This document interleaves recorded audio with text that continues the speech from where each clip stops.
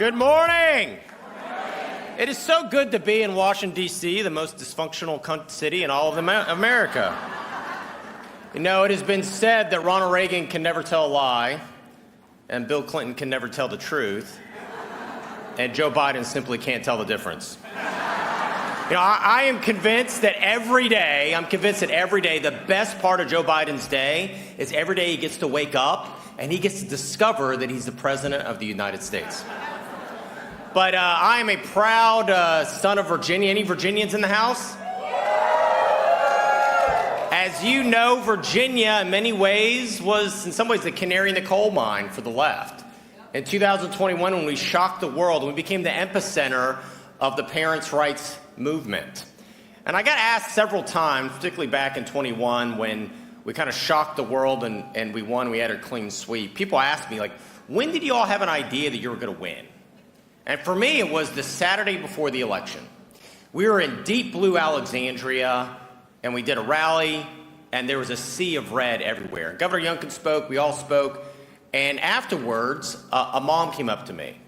And she said, listen, I just want you to know, I've never voted Republican my entire life, but I'm voting Republican this year for the first time. I said, well, I'm actually honored to have your support. Do you mind telling me why? And she said, yes, I'm happy to tell you. It's because so many politicians and so many bureaucrats have forgotten a very important truth. Never, ever, ever get between a mother and her child.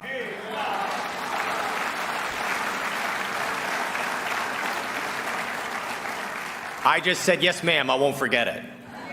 And for us, we actually put on our signs two simple words that have such profound truth. Parents matter. And that's been our attitude from day one. Because, listen, if I was to tell you 10 years ago, parents have a fundamental right to the education upbringing of their children, that would not be considered a controversial statement. Now, according to the Washington Post and others, that is somehow dog whistle politics. It's not. Parents are the building block of our society. And we will always, always stand on the side of parents in any position that we're in. If I was to tell you just 10 years ago, for America to move forward in a pluralistic society, that we have to always judge people by the content of their character and not by the color of their skin. That used to be something that all Americans agreed on. But now, one side, the left, has completely walked away from that worldview. I'll give you an example. We have a school in Virginia called the Thomas Jefferson School for Science and Technology. It's considered, up until recently, the best public school in the entire country. It was a magnet school. You had to apply to get in. And here was their controversial admissions policy. You want to know what it was? If you had the grades and you had the scores, you could get in. And then they hired a new left-wing school board that took over, and they decided they need a more equity-based admissions program. So they hired an equity consultant out of Berkeley, California. You probably know where this is going. Paid this person $455,000 for about 9 months of work to come up with a new equity admissions policy. You know what it was? In their own recommendation, it was, and I quote, "You must seek equal outcomes for every student without exception." Equal outcomes for every student without exception. Even if you have to treat some students, in their words, purposefully unequally. Do you want to live in America where we're ever treating anyone purposefully unequally? No. They enrolled this policy and they saw a 20-point drop in Asian student enrollment in just 1 year. Wow. And it's why my office is actively investigating Thomas Jefferson High School. I like to say that part of my job as Attorney General is I get to wake up in the morning and sue the federal government. And business is booming. But if you see what is happening right now, in many ways under the Biden administration, the three branches of government is the presidency, the judiciary, and the administrative state. Congress can pass spending bills, but less than 5% of all the new laws and regulations Biden has put forth have actually been acts of Congress. You know what they have been? Executive orders, rulings from unelected administrative bodies. I'll give you an example. OSHA. OSHA is supposed to regulate where you put your ladder in your body shop.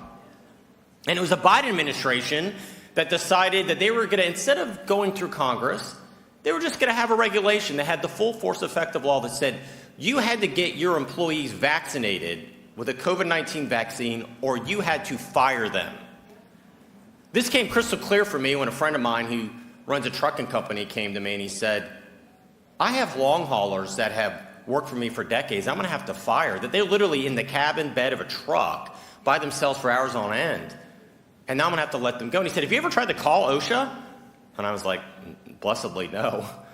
And he said, I did. I literally called the number, put it on speakerphone at 8:30 when I got in the morning, and at 5:30 I had never gone through to anybody. I know who to call, my congressman. And so I am so proud of the fact that the only way to stop this overreach is like-minded AGs get together. We sued the Biden administration. We took it all the way to the Supreme Court, and we got that overturned.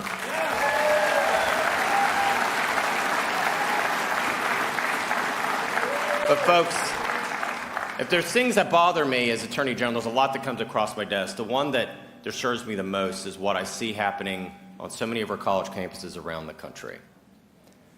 It's been referenced. I think October 7th was one of the most transformative moments on the world stage we've ever seen. And I went to Israel a little bit after October 7th. I was only in country for 48 hours.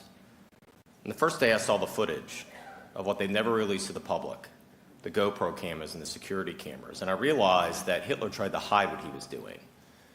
And the next day I went to Be'eri on the border. And I walked in that kibbutz, and I walked in a little girl's room. I have 3 daughters, and this particularly hit me hard. When I walked in her room, there was her doll still on the floor. She'd overturned the bed trying to hide from the terrorist. And in the corner, clearly where she was cowering and pleading for her life, there was bullet holes of blood still on the wall. And 24 hours later, from standing in that little girl's room, I was standing at JFK International Airport. And I looked up at the TV screen. And there were college students waving Hamas flags and shouting Hamas slogans. October 7th was not just an attack on Israel, it was an attack on the entire West. And to this day, there are over 100 hostages right now being held by Hamas in Israel. Some of them are Americans. And this president had the unmitigated gall to get up and say that he would always stand with Israel and he had their back. Well, where are you, Mr. President? There are Americans languishing in a Hamas dungeon. Where are you? You are nowhere to be found. You not just abandoned our strongest ally in the Middle East, you have abandoned Americans to Hamas. Shame on you. Shame. But as Dr. Miyares noted, when you see polling that has over 60% of young people ages 18 to 29 say Hamas is justified in their actions, you realize there's something fundamentally wrong in our education system. Plato once said that the 2 most important questions for a civilization is this: who teaches the children, and what do they teach them? When over 51% of Americans, young people, say they support socialism over free markets, when only 1/3 of young people say they have a love of America, that disturbs me to my core. Because a free society cannot remain free if an entire generation of young people have no concept of what has made this the last best hope on earth. My family fled from Cuba. Sometimes when I'm traveling around the state, they'll ask me, what kind of name is Miyares anyway? And I like to say, well, it's Southern. It's really deep South. But I was raised to have such appreciation for what this country is. I was speaking to college students just recently, and I told them 99% of every human being that has ever lived did not have the ability of freedom of worship, freedom of speech, or casting a ballot for their leaders. You hear on college campuses all the time this word privilege. You have privilege so many people wish they had. And even the people in this hallway, I want you to think about this. As you sit here, there are millions upon millions upon millions of people that they would do everything in their power. They would crawl over broken glass. They would tie inner tubes together and cross a shark-infested waterway. They would hang on the side of an airplane to be exactly where you're seated right now, and that's to be an American. Value that, cherish that, and heaven knows, protect that.